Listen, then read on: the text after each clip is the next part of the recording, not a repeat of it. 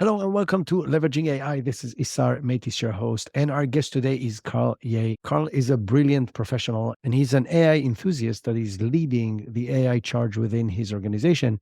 And in this episode, he's going to share exactly how to drive grassroots AI adoption the right way within a larger organization.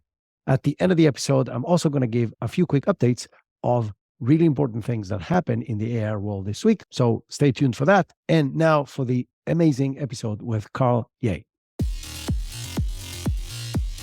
In the next few years, AI technology will change our world dramatically.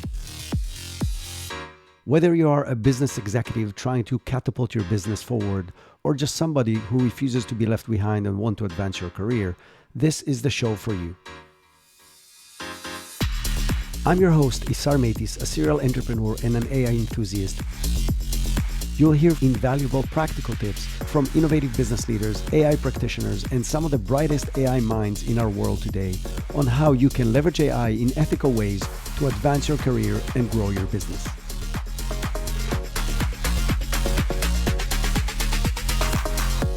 Hello and welcome to Leveraging AI, the podcast that shares practical, ethical ways to leverage AI to improve efficiency, grow businesses, and advance your career. This is Isar Meitis, your host, and I am truly excited about today's topic. So AI tools are popping up left and right at a really scary pace. My guest and I literally joked just before we started recording that we did the preparation for this 2 weeks ago, and the world changed 3 times in those 2 weeks when it comes to the tools that came out and the capabilities that were introduced. So these are amazing announcements that are happening literally every day, and sometimes a few times in a single day. And each and every one of them represents an incredible breakthrough in means of A, technology, and B, the business implications and society implications that they have.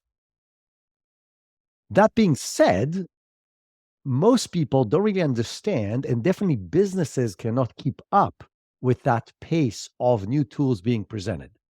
On the other hand of that, it is very clear that companies and organizations who do not adapt and start implementing AI tools and generative AI tools and use this technology will move significantly slower than companies who will implement these kind of tools. So there's going to be like the digital divide. There's going to be a much bigger divide now with companies who implement AI capabilities into their workflows, into their product, into their services, versus companies who don't, who will run out of business. There's no other option.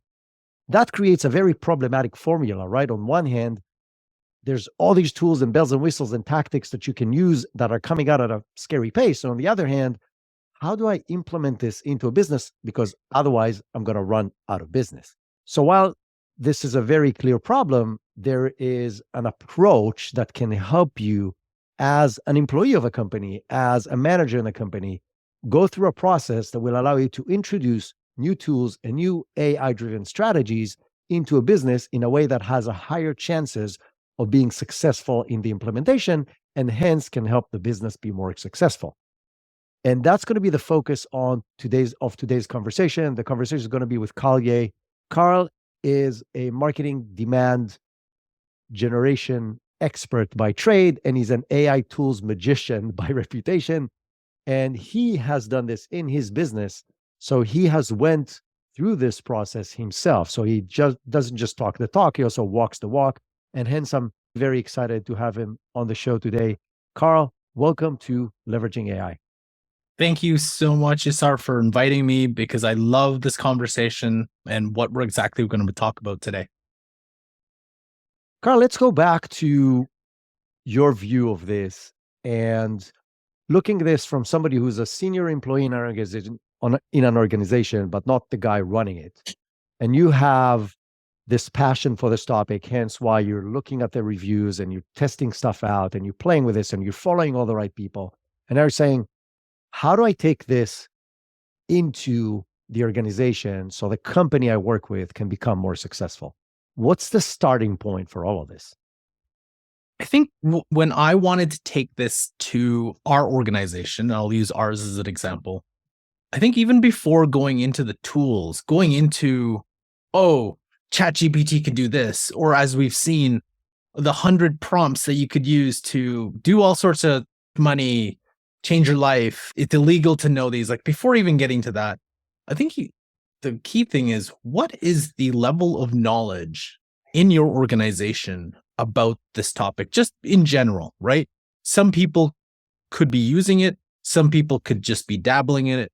And some people, their day-to-day activities, their job just doesn't require them to use it at all. And they have no interest in it. So you have to figure out, where is that interest level, not just from like individual departments or people, but also from an organization itself. Like, what is their knowledge and what is their interest in it?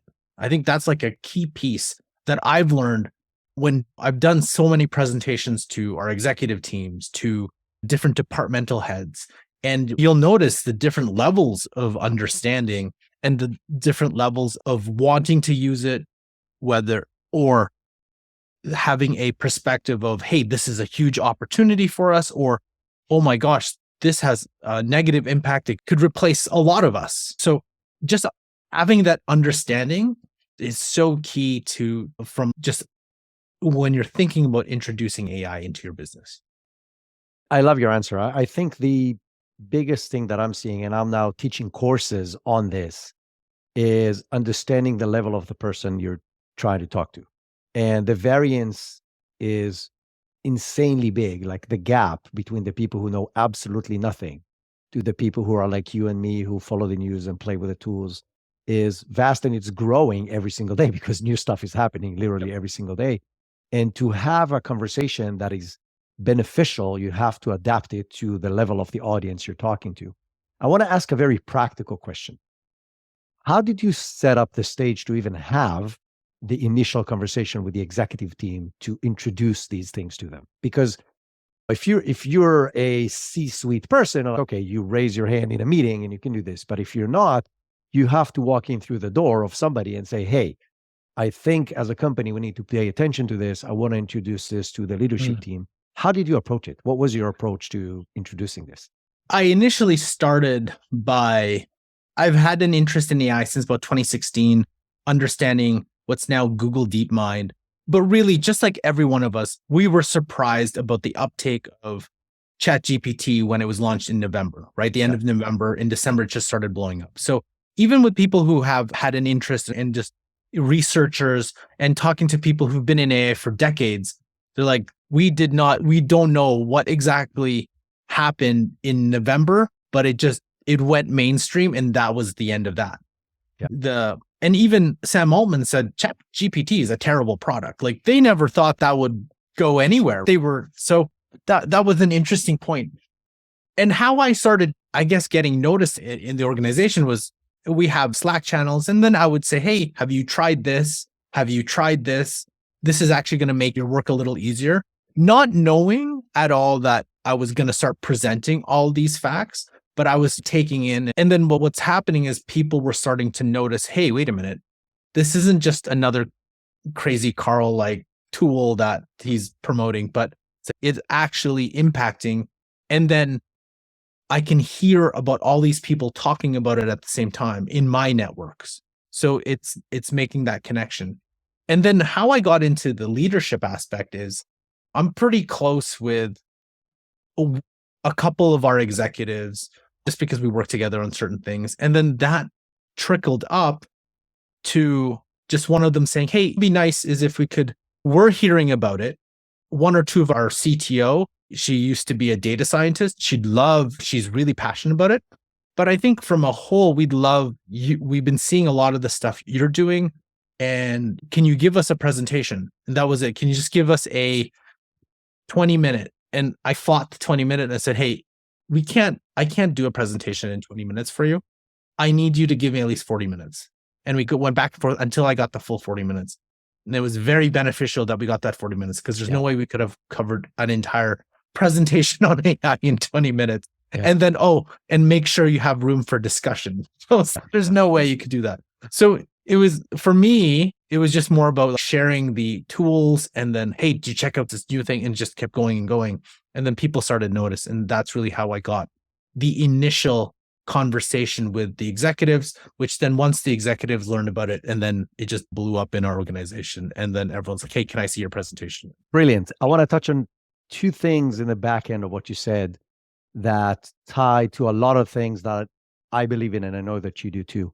One thing is you took a playbook out of demand generation, which is what you do, to the inner side of the organization. So if in the world, if you want to create demand and have people pay attention to you, it's about providing value upfront. If you can show people the value of something, and you do this without asking them for anything in return, they will pay attention because you're literally helping them do what they need to do, regardless if it's B2B or person to person within your organization. And literally that works every single time, including when you try to promote something internally like you did. The other thing that you said that is so critical, and I think is going to be the holy grail of this AI era, is that human relationships will become even more important to anything that we do than ever before, because everything else can be automated and become more efficient. And so you having the personal relationship to the right people is a huge step forward in promoting whatever you want to promote. And again, this could be inside your organization, between friends, in social environments, or in businesses. So just highlighting these 2 points. Let's dive into the process of once you get people's attention, or once you have something that you've identified that can help your organization. What are the steps, step by step, that you need to take in order to make it the highest chances of having a successful implementation in the organization? So yeah, when we were talking about this before, it's evolved over the course of that presentations to other departments and so on. But I really think there's some key things that you have to look at. If you're presenting, and it depends on who you're presenting to. When I was presenting to the executives, I had to make sure I tied it back to whatever our business goals were, what the direction of the company was, and also what it's such a demand generation term, what our objectives and key reports are, our OKR. Like, how do you tie it to them? Because no matter how cool a tech is, hey, does it actually solve our business? Does it solve our business challenges and our business problems? And so the big key part is, like you said, knowing your audience and whenever you're presenting. But one of the key things that I guess to list them out is, can you identify any low-hanging fruits or really simple things that can make the business be either more efficient or improve performance? What can you do to make the person who, let's say, has so much, like a majority of their job is taken up by, let's say, just the amount of meeting notes that they're doing? AI could definitely help with that, right? Something super simple. Or the team having to create so much, like we'll talk about emails, how much emails we have to generate for not just prospecting, but internal stakeholders, right? Yeah. To our clients. Can you help with that? So what are those key things that you may have to look in your organization? These are super simple things that will immediately improve efficiency. And we're not talking about taking over jobs here. We're talking about giving the ability for that person to reduce the burden of these repetitive tasks and get them to actually do things that their role requires them to do. And that leads to the second step, is really to identify, to me, these key 3 things. Is the task data-driven? Is it repetitive? And is there prediction involved? Any one of these things, there's definitely an AI opportunity. Any 2 or more of these things, you're definitely going to there is an opportunity, but you're probably going to get a disruption too. So having, looking at it from that point of view, you looking at it from those 3 lenses, right? And then how we're in the next stage of that, where we are, is really, how do we go about testing different tools to help, again, improve efficiency, drive performance? And that's where the big caution is, where all these tools are coming up. I think Futurepedia, in December, had 300 to 400 tools in its database. I saw today it was like 1,400. Yeah. So we're talking 1,000 AI tools created in what? 3-4 months? That's Yeah. crazy. And a lot of these tools cannibalize each other. And then out comes Microsoft Copilot and just wipes a whole bunch of them off the map. Yep. Like, why And would I need to know? Salesforce and HubSpot and Exactly. Google. So Exactly. So yeah, the next step is to really test. Right now, we're in the process of testing. Hey, Otter, Firefly, which one of these tools? And then Zoom today, I just learned that Zoom came out with their AI capabilities. Yep. And then Teams obviously has come out before. So which one of these tools can really help us out, whether it's meeting notes, summarizing meetings, whatever it is, going through those tests and seeing which one has long-term implications for the business, but also knowing, hey, there's a tool that could potentially cannibalize this next week, or a Google could release something like that. And why would we need to have these individual tools? So I think Yeah, that's right. I like what you're saying a lot. I think it starts with really identifying opportunities before you dive into the tools themselves. And I think the categories you define are perfect, right? It's data driven because that's the way this system works. It is repetitive because, again, then it's just tedious work that can be done again and again. And is it a prediction involved? Meaning, is it stuff that I have to figure out, which an AI can probably figure out better than not probably, can figure out better than all humans. So each and every one of those is an opportunity. Like I said, all of them together combined are a huge opportunity. The other thing that you're saying that I think is very important today and is even more important in mid-sized and larger organizations, all the big tools you're using today, all of them, 100% of them will come up, if they haven't already, in the very near future with AI-driven capabilities built into the tools. Meaning, if you're thinking, oh, I should pick up a writing tool that will enable me to write social media posts or marketing emails or copy for the website, don't do that, because you will use HubSpot or ActiveCampaign or Salesforce to do these things, and it will have it built in. So evaluating 6 other tools to do that one thing just doesn't make any sense. So my initial recommendation, which may be completely untrue by the time we finish recording this episode, but it stands as of right now, is if the organization already uses a corporate-wide something, and I don't care in which field it is, that tool will have AI built into it. Why? Because the APIs are open. They cost practically nothing to use today.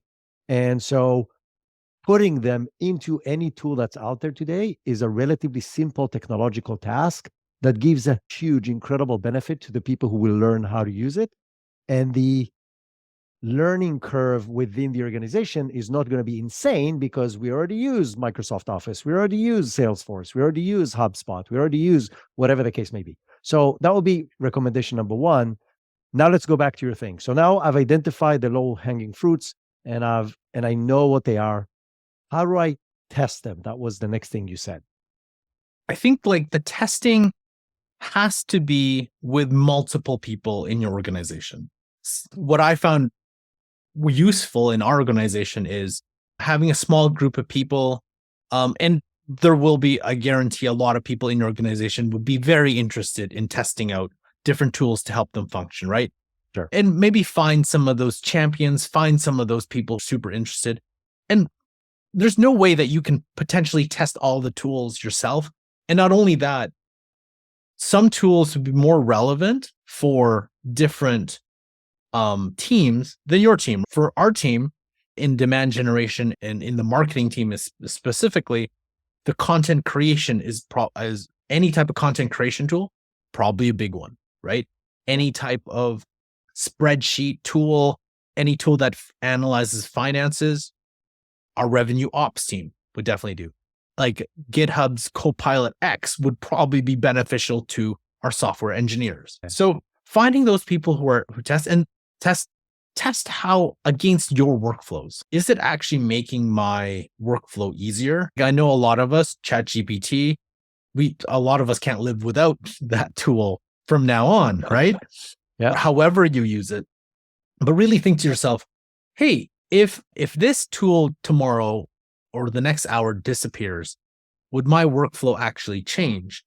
And if the answer is a resounding yes, and only you know that it's a resounding yes, then hey, it's now an opportunity. Maybe it's time to look at how can we scale that?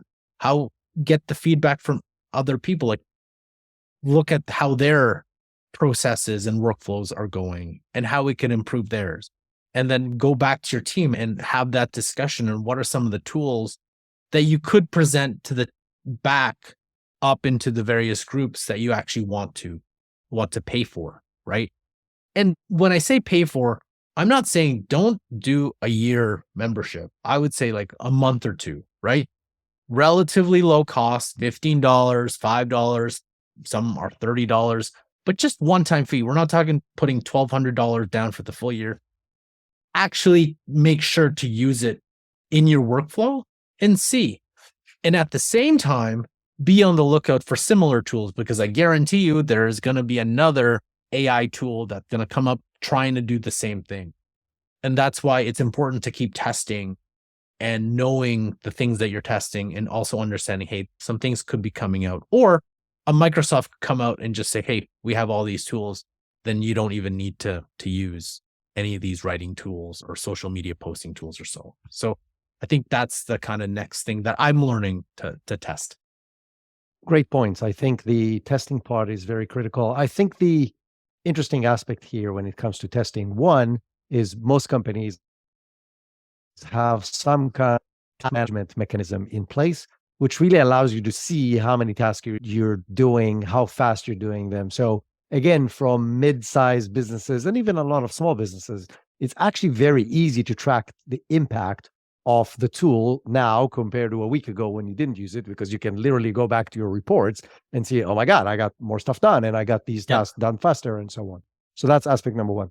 Aspect number two that you need to ask yourself when you do this is, does this tool introduces new skills that are required to the people that need to be using them? Because part of it is, okay, it's more efficient, but part of it is, okay, are those people that I currently have in place are doing a good job in their job, have the skill set to use the new tool to get the higher efficiency?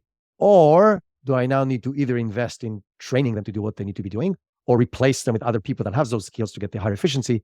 In both cases, the ROI question becomes murky because it's not very clear. Yeah. So I think there's a very big difference in finding a tool you like and using it versus implementing it in an organization. Yes. That's one of those points.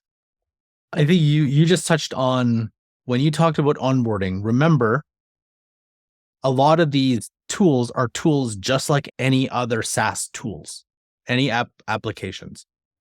Even though you might be the person that uses it the most, how are you going to get other people to use the tool in their workflows and their processes to ensure that you're getting value for the enterprise solution that you're now trying to implement?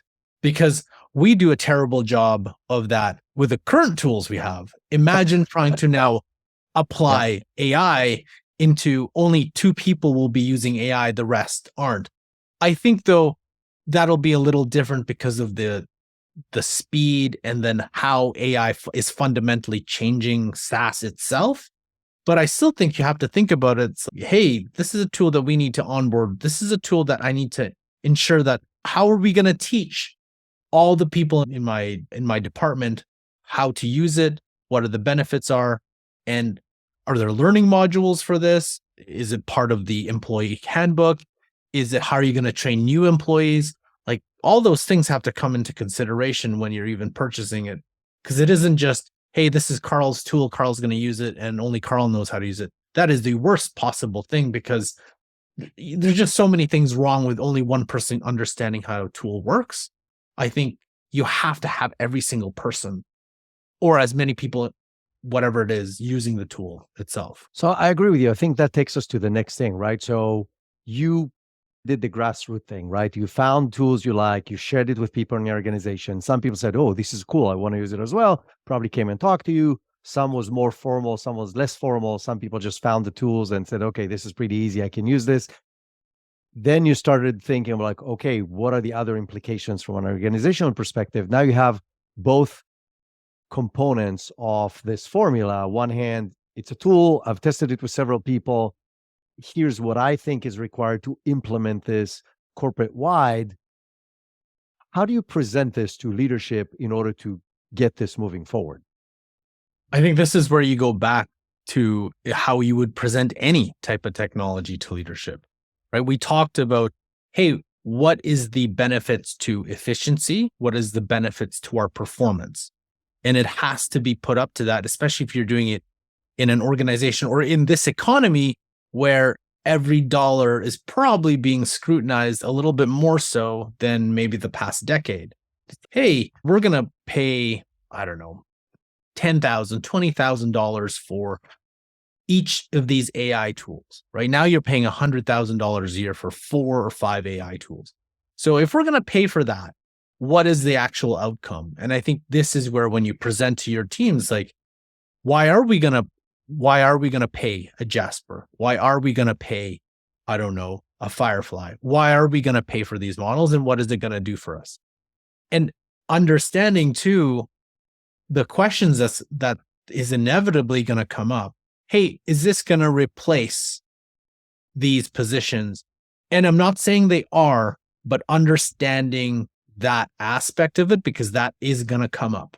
That guarantee that's going to come up, because you'll have a CFO that'd be like, wait a minute, if we could do this, could we do this? And that's, to me, that's just the reality of where it's going.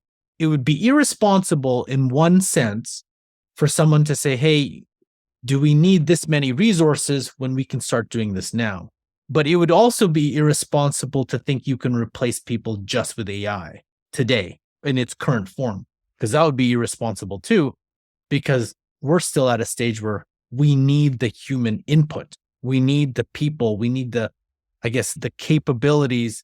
All these things are just trained on to predict what's coming next, right? It's really, but these are the questions you have to think about when you're putting your presentation together, because they will have ramifications across your business that you may not think just because it's just a simple tool that you created. So those are some of the key things that I would think about: the performance side, the efficiency side, and then the impact from resourcing, impact on onboarding, and all the different, just like how you would present any tool, but this tool has major implications, like significant impact to your business, right? I like what you're saying from many different reasons. But the first thing is, it has to be as if you're presenting to investors in a startup, right? You have to go and get a buy-in for somebody to make a change across your organization. You have to come up not just, oh, this is a cool tool, I've tried it, here's what it's doing, but more of a view from a CEO's perspective or a CFO's perspective, which means ROI plays a very big role. Implications across HR and so on has a very big role. And you touch on all these points. I think another thing that we talked about a little bit in the beginning is the whole FOMO aspect of it. Your competition will do this. They may do this today. They may do this next week. They may do this in 6 months, but they will. And then by definition, they're running faster than you. And then you're left behind and you cannot compete. And so I agree with you with not throwing caution to the wind, but I also think there will be a growing sense of urgency in making these changes within organizations, because your competition won't be sitting still while this is happening. And you may say, let's wait on this and see what happens and wait 6 months. It might be, the train may leave the station and it would be very hard to catch it afterwards. One of my favorite things I do in a presentation, I did this executive team, is you went to ChatGPT and I said, act as a software engineer for a competitor to our company, period, right? And then it's like, I will provide you product description. You will provide me with 10 ways how to disrupt our industry, 10 ways how to steal market share from our company, and then also provide me 10 opportunities to integrate AI into our products or into our services that will do this. And sure, you get your first set of answers and everyone's like, oh, that's pretty cool. But the best part is, tell me how to implement this in 30 days, 60 days. And it goes, and you can just get more specific and be more specific until it tells you literally how to create this company that is going to compete with your company. Yeah. And I think that's a big point, because I was like, if I'm doing this, think about our competitors. Yeah. Don't you think there's one or two people who have done kind of the same thing and now thinking about, hey, how could I disrupt the leader or another competitor? Or how can I get a leg up in this market where I don't even need as much resources because the API is open. Like it's just, yeah, it's to me, that's where we're in a SaaS AI arms race, and it's just going to get faster. I agree 100%. Any other points? I think we touched on more or less everything, and I think it's a very complete structure. And I'm going to summarize it quickly, and then you tell me if I missed anything. The first thing is be aware of who your audience is. So you're talking to the right audience in the right language at their level. The second thing is find low hanging fruits, which is repetitive, data driven, and prediction involved. Then test them. Start yourself, find other people to test them with that are champions in different departments, in your department. Collect data. Think about how to present it to your leadership on a broader sense, meaning, okay, now that I know that I've tested it, I've got some proof, I need to think broader, like a CEO, like a CFO. What will it take to implement it in the organization? And then present it while giving interesting examples. And you gave an amazing example of how to leverage one of the tools to show what's really coming to people who are blindsided right now with what's really coming, and make them aware and add a little FOMO to that. Anything to add to this? No, I think, mind you, the space is changing so fast that we may interject different steps into that. But more so, if you're just looking at it from a tool side perspective, it's as if you want to introduce any other tool. Yeah. But I think the key thing, and I'm starting to implement this in other presentations too, is that AI itself is not just, another tool that we're going to be using, right? So I could use it, I could not, doesn't matter. But AI itself has a fundamental shift, and there'll be tools built on top of that. And I think if you are planning to do a presentation to your teams, it's important to add that element, because it isn't just, we're just going to use another AI tool. No, it isn't. It's fundamentally shifting. We're moving from, HubSpot had this great image where we're moving from an imperative to a declarative, right? Imperative is you need to click on buttons, you need to click on icons on whatever tool you're using. But a declarative measure, I'm just in natural language, I describe what I want, what the output is, and the AI will provide that answer, create that, or do the thing with transformers or action transformers coming up next. Yep. That's a fundamental shift across the board. Yep. And that, I think you need to build that into your presentation, not for the FOMO sake, to get everyone understanding this isn't just another, flash in the pan thing. Fundamentally impacts not just the business, but your daily life too. Karl, awesome summary. Really great interview. I really enjoy talking with you every single time. Thank you for sharing your knowledge, and thank you for taking the time and sharing with my audience.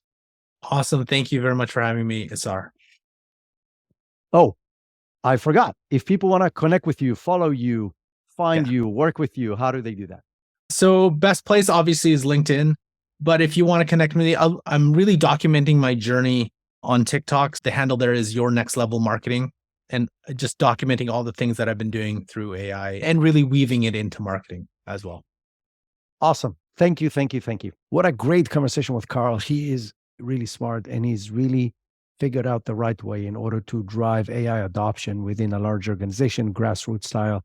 Before you go, here are a few interesting updates of stuff that happened in the AI world this week. Maybe the most relevant big piece of news is that the US government is finally starting to take action about AI. I've talked numerous times about the risks in AI being out in the wild without any supervision. And the Washington Post has reported that the CEOs of Google, Microsoft, OpenAI, and Anthropic will meet with the Biden's administration and other officials in order to talk about the risks and how to responsibly develop AI moving forward.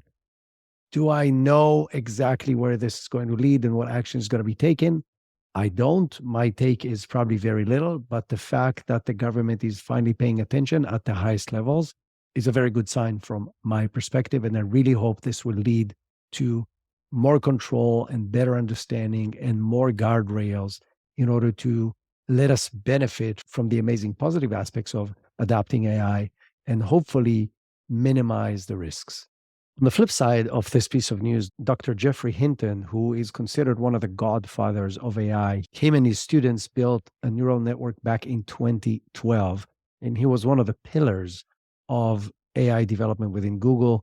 Just quit his job. He's 75 years old, and he said he left Google in order to speak freely about the dangers of AI. And he even went and said that he regrets his contribution to the field, while the big tech companies are telling us that this is all good and that they're putting the right guardrails in place. He's definitely sounding the alarm. And hence, going back to my first thing that happened with the government starting to finally pay attention, I really hope that we can put things back in order after we've opened this Pandora's box.